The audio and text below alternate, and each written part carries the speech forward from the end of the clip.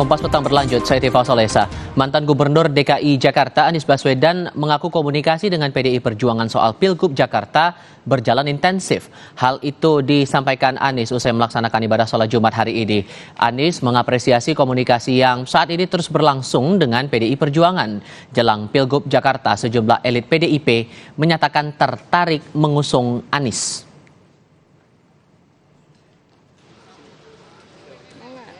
Anies, komunikasinya sejauh ini ada yang komunikasinya intensif dengan teman-teman di PDI Perjuangan dan kami menghargai sekali kepercayaan yang disampaikan.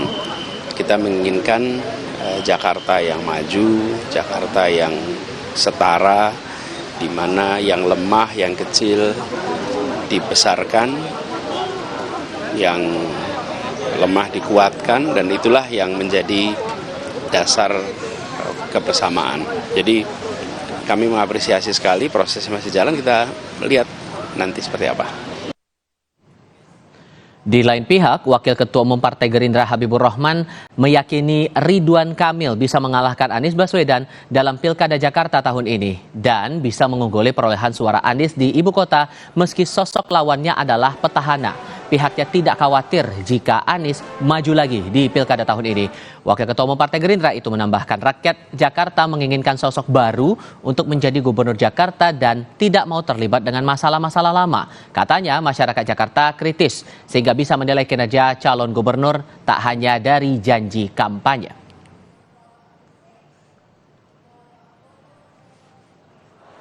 Penantangnya insya Allah akan menang kalau kita cari yang benar-benar kuat seperti Pak Ridwan Kamil. Kenapa? Ya, karena rakyat Jakarta ini kan selalu ingin yang baru, ya, selalu ingin yang orang tidak terlibat masalah-masalah lama. Ya, Anies juga kan kemarin kalah waktu pilpres di Jakarta, padahal beliau gubernurnya, gitu kan. Walaupun tipis, tapi kalau kalah ya tetap kalah, gitu kan. Sehingga kalau ada orang baru, sosok baru menantang Pak Anies besok ini, ya, saya pikir peluangnya besar ya untuk bisa menang.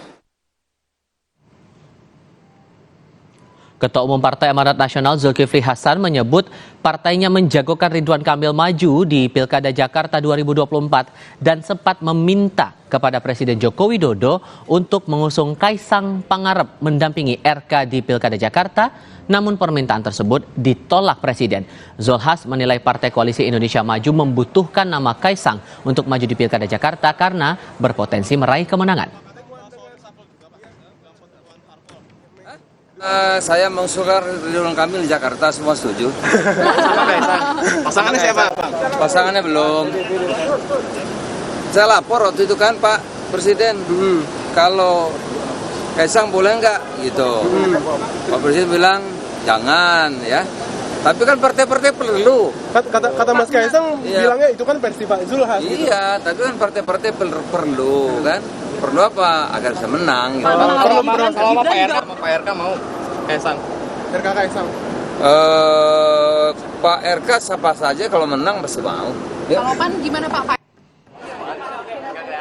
Ketua Umum PSI Kaisang Pangarep mengaku akan lebih memilih Anies Baswedan dibandingkan Ridwan Kamil untuk berpasangan di Pilkada Jakarta. Menurut Kaisang, secara elektabilitas dari sisi survei, Anies sosok yang tepat. Tetapi putra bungsu Jokowi itu mengaku tidak bisa menentukan karena belum tentu maju dalam Pilkada.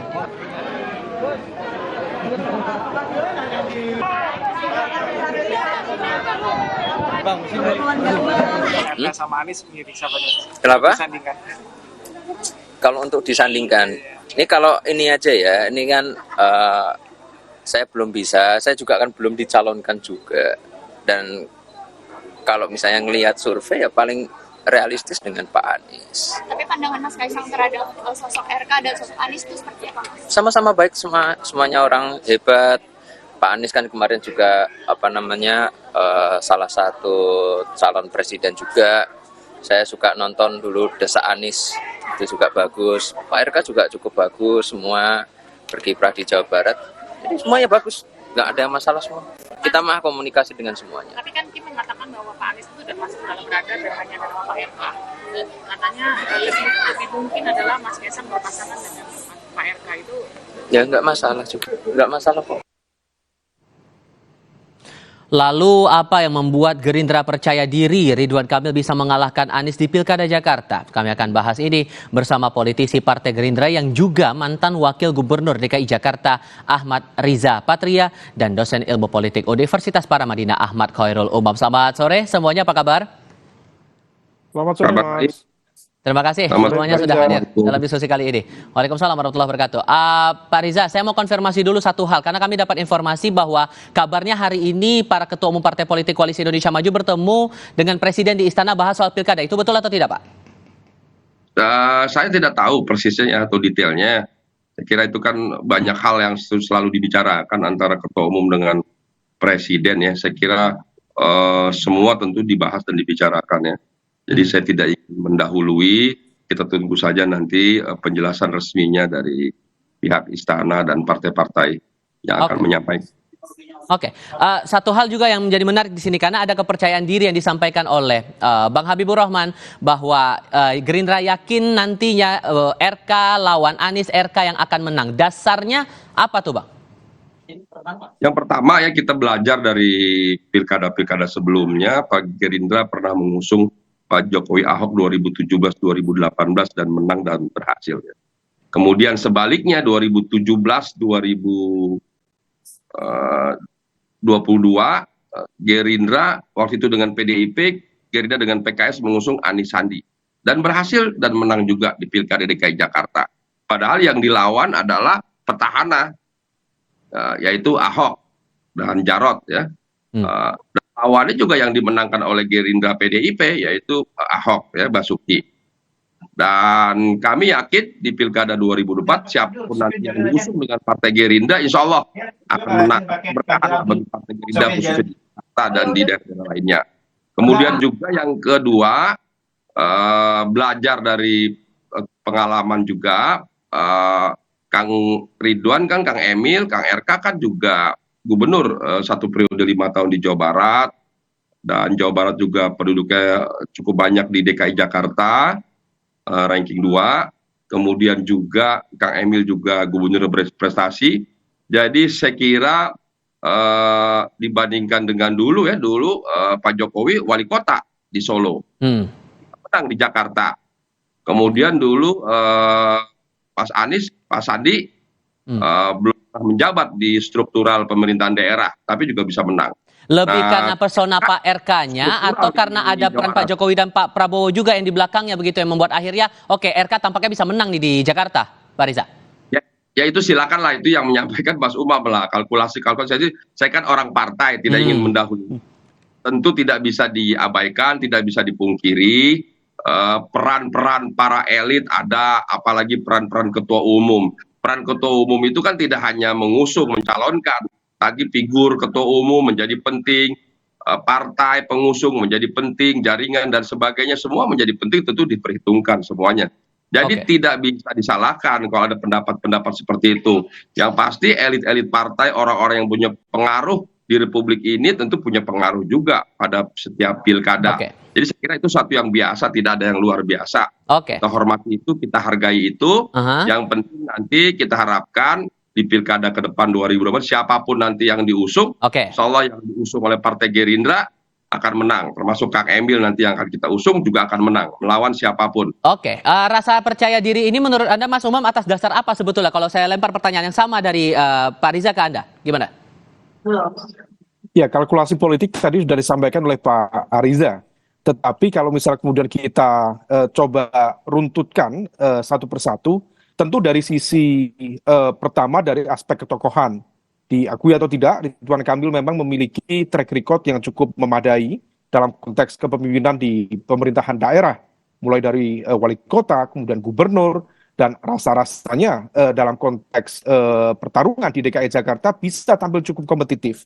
Dan hal itu dikonfirmasi oleh sejumlah survei yang menegaskan bahwa nama Ridwan Kamil salah satu yang cukup populer untuk level pilkada DKI Jakarta. Yang kedua, tadi sempat disinggung oleh Pak Ariza, diaspora masyarakat Sunda di DKI Jakarta relatif cukup memadai. Diakui atau tidak, kalau misalnya yang pertama adalah dari segmen masyarakat Jawa, itu di angka 35%. lalu disusul oleh masyarakat Betawi di angka sekitar 27%, dan masyarakat Sunda berada di angka sekitar 15%. Dan angka itu cukup relatif mutlak untuk memberikan dukungan kepada elektabilitas Pak Ridwan Kamil kalau misal kemudian mau tampil secara kompetitif. Terlebih kalau misal memang kemudian Ridwan Kamil dipasangkan dengan Kaisang dengan sentimen Jawa dan lain sebagainya, tentu itu akan menjadi sebuah mesin politik yang relatif cukup efektif, meskipun akan ada hantaman terhadap Kaisang, terhadap track record, kemudian pengalaman yang belum memadai dan lain sebagainya. Tapi terlepas itu, di saat yang sama, di belakang Kaisang seolah menggambarkan ada dinamika kontestasi di tingkat elit, di mana kemudian beberapa nama besar yang tadi sempat disinggung memberikan dukungan yang luar biasa. Nama-nama seperti Pak Jokowi yang saat ini menjadi presiden dan kemudian akan diserahkan estafet kepemimpinan di the newly president-elect Pak Prabowo, terutama di momentum November 2024 nanti, tentu itu akan berpengaruh. Tapi akan berpengaruh cukup signifikan sehingga mengubah keadaan yang awalnya diragukan akhirnya bisa dipertimbangkan begitu di publik?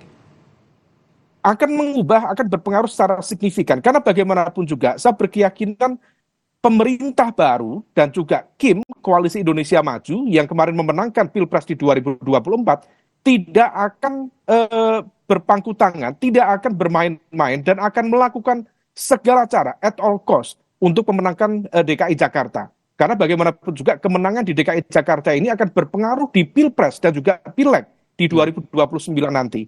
Nah, oleh karena itu besar kemungkinan di berbagai kesempatan saya sampaikan, meskipun nanti ibu kota per Agustus nanti akan berpindah misalnya ke IKN misalnya di Nusantara, tetapi center of gravity dari Indonesia secara politik, secara ekonomi tetap Jakarta. Dan itu akan menjadi sebuah pertarungan tersendiri, karena presiden yang baru terpilih tidak akan memberikan ruang bagi siapapun yang berpotensi menjadi challenger atau menjadi ancaman dalam konteks kekuasaan di pemilu 2029 nanti. Maka disinilah kemudian nama-nama itu menjadi layak untuk diperhitungkan. Oke, Pak Riza, kan ini udah ada suara RK, cobalah dipasangkan dengan Kaisang, tapi ada kekhawatiran jangan-jangan nanti kejadian masalah bantuan sosial nanti dimainkan lagi untuk menggerek elektabilitas dan semacamnya. Anda menangkapnya gimana kalau ada kesan seperti itu di publik? Ya, itu biasa dalam politik ya. Pasti saja yang diusung oleh calon, oleh partai-partai pendukung pemerintah, apapun bentuk kebijakan pemerintah, termasuk bansos, pasti dikait-kaitkan, itu biasa. Nanti kita serahkan pada masyarakat, kan. Masyarakat sudah cerdas, sudah pintar, sudah bisa membedakan mana program-program pemerintah untuk kepentingan rakyat, apakah diselewengkan apa tidak, kan bisa dibuktikan. Seperti kemarin juga Pilpres 2024 juga begitu. Tapi kan di MK sudah dibuktikan tidak ada, tidak terjadi. Bahkan kalau jujur dibandingkan 2019, berbeda sekali ya. Di periode Pak Prabowo Gibran ini, bansos juga dilaksanakan hanya sebentar, kemudian dilakukan setelah Pilpres, berbeda sama 2019. Jadi artinya, memasangkan RK dan Kaisang ini sudah firm, sudah pasti, atau sebatas gimmick doang nih, Pak? Ya, itu saya tidak ingin mendahului ya. Semua ini kan dalam kalkulasi, ada istilah tes ombak, ada istilah lagi dicoba dipasangkan, dilihat. Ya. Semuanya ini memang DKI ini menarik ya. Sekalipun sudah tidak jadi daerah khusus istimewa, DKJ ini daerah khusus Jakarta tetap menarik menjelang Pilpres, apalagi di hubungan Pilpres, termasuk satu-satunya daerah yang sangat diperhitungkan ya, selain Jawa Tengah, Jawa Barat, dan Jawa Timur, dan Sumut, sampai Sulsel, DKI ini masih sangat diperhitungkan. Sehingga semua harus dikalkulasikan. Silakan saja semua boleh mencoba-coba menyiapkan beberapa nama, setiap partai tentu, setiap koalisi tentu menyiapkan beberapa pasangan, sambil dilihat responnya, kemungkinan menang atau tidak, kan semuanya ingin menang. Tentu situasinya bergantung. Nanti sampai pada akhirnya, sampai waktu pendaftaran, nah itulah kira-kira yang ditetapkan oleh KPU, itulah pasangan yang diusung. Sejauh ini kami memang Gerindra, mohon maaf, mendahului mengusung Kang Emil ya, sampaikan Pak Dasko, sekalipun Kang Emil rekomendasinya masih 2 ya, Jawa Barat dan DKI. Ini sedang kita hitung semuanya, kalkulasi termasuk siapa nanti akan mendampingi. Begitu juga saya kira partai-partai lain juga semua sama di seluruh Indonesia sekarang sedang bekerja mencari pasangan calon terbaik Baik. untuk seluruh provinsi, kabupaten, kota di seluruh Indonesia termasuk DKI Jakarta. Mas Umam, dengan munculnya nama Kaisang yang coba dipasangkan untuk maju ke Pilkada DKI, kalau kita selaraskan dengan munculnya putusan MA waktu itu, ini seperti karpet merah untuk Kaisang bisa maju di Pilkada. Mas Umam, mohon maaf, audionya masih tertutup? Ya, Oke. besar kemungkinan demikian. Artinya kalau misal kemudian putusan dari Mahkamah Agung kemarin, kemudian betul digunakan, dimanfaatkan oleh Kaisang, maka seolah itu mengkonfirmasi bahwa aturan itu diubah sebagai sebuah bagian dari upaya afirmasi untuk memberikan ruang bagi Kaisang untuk maju dalam pilkada khususnya di DKI Jakarta ini.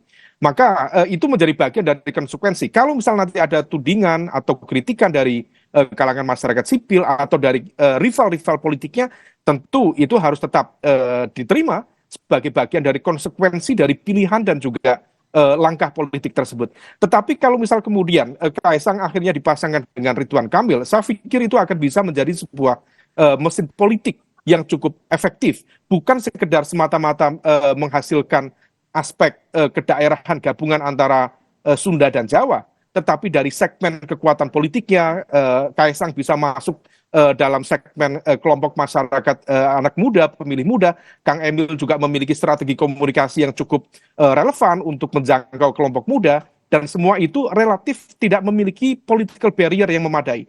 Dan secara ideologis, Kang Emil sendiri atau Ridwan Kamil sendiri berada di posisi tengah. Dia tidak memiliki barrier atau resistensi secara politik, secara ideologis terhadap kelompok nasionalis ataupun terhadap kelompok Islam. Dan ini sangat berbeda dengan pilkada-pilkada sebelumnya yang seolah kemudian ada segregasi kuat di sana. Nah, disinilah yang kemudian harus dihitung betul, terutama oleh kalau misal kemudian Mas Anies Baswedan ingin maju betul dalam pilkada DKI Jakarta, harus dihitung secara cermat. Nah, komposisinya seperti apa? Oke, tahan dulu di situ Mas. Saya harus sampaikan dulu karena tadi setelah sholat Jumat Mas Anies sempat menanggapi pernyataan dari Pak Habibur Rahman yang bilang Ridwan Kamil bisa mengalahkan Anies di Pilgub Jakarta. Kita coba dengar dulu. Nah, terus mereka mengatakan bahwa Kang Emil ini jadi pesaingnya Pak Anies dan punya peluang karena Pak Anies petahana ini sulit menang petahana di Jakarta. Gimana Pak Anies melihatnya? Ya, sekarang kami terima amanah untuk menjadi calon. Kita jalani dan jalani dengan cara yang terhormat. Sampaikan kepada warga Jakarta apa yang menjadi rencana, apa yang sudah dikerjakan, apa yang akan diteruskan. Selebihnya kita serahkan kepada rakyat Jakarta. Terakhir kan Bapak masih mikir-mikir kita semua. Sampai akhirnya sekarang yakin apa sih Pak yang akhirnya memantapkan keputusan Bapak untuk maju? Hampir tiap hari datang warga ke tempat kami. Hampir tiap hari. Dari berbagai tempat. Dan semua datang, yang datang siapa yang lemah, yang kecil. Saya kasih kesempatan Pak Riza singkat saja Pak atas pernyataan Pak Anies tadi, gimana ngeresponnya? Iya, Pak Anies itu kan gubernur 5 tahun, sudah biasa berinteraksi, tampil di media, sudah jadi politisi. Saya kira jawabannya tidak ada yang salah ya. Semua politisi akan menjawab hal-hal yang seperti itu, jadi tidak ada yang salah. Kita hormati apa yang menjadi respon maupun jawaban dari Pak Anies, kita hormati. Saya ingin mengajak seluruh masyarakat Jakarta, ini Pilpres sudah selesai, Prabowo juga sudah ditetapkan, akan dilakukan di 20 Oktober, masih kita menyongsong pelantikan, memastikan Jakarta yang bukan ibu kota lagi, tetap menjadi daerah yang mampu meyakinkan kita semua agar suasana di Jakarta menjadi aman, damai, kondusif, sehingga nanti pelantikan Prabowo Gibran berlangsung dengan hikmat, lancar, damai, dan tertib. Sudah kami tangkap poinnya. Mas Umam singkat saja, meresponnya bagaimana? Ya, tentu statement tadi saya pikir itu adalah sebuah kode keras dari Mas Anies yang menegaskan bahwa dia akan maju di Pilkada DKI Jakarta November nanti. Yang kemudian perlu dihitung adalah dari partai mana, karena bagaimanapun juga threshold 20% itu harus terpenuhi. Kalau misal kemudian bisa menggabungkan, meleburkan dua kepentingan yang berbeda, terutama antara PDIP dan PKS, tentu itu akan sangat luar biasa. PKS dalam posisi kepercayaan diri yang sangat tinggi, mendapatkan 18 kursi, kemudian PDIP mendapatkan 15 kursi. Tetapi ada segregasi secara ideologis yang cukup kuat. Saya tidak yakin apakah bisa melebur atau tidak. Tetapi kalau misal bisa dileburkan, atau setidaknya mendapatkan dukungan barangkali dari PKB, atau dari Nasdem, tentu itu akan cukup promising, akan cukup menjanjikan dalam konteks pertarungan ke depan. Mas Tifal. Oke, Pak Riza, Mas Umam, terima kasih banyak sudah hadir dalam diskusi kami kali ini. Sehat selalu semuanya. Selamat sore. Informasi lain akan hadir usai jeda. Upaya KPK menangkap buronan Harun Masiku dalam sepekan kembali disorot. Belakangan KPK meminta masyarakat untuk melapor jika melihat Harun yang berstatus buron sejak 2020. Diskusinya hadir sebentar lagi.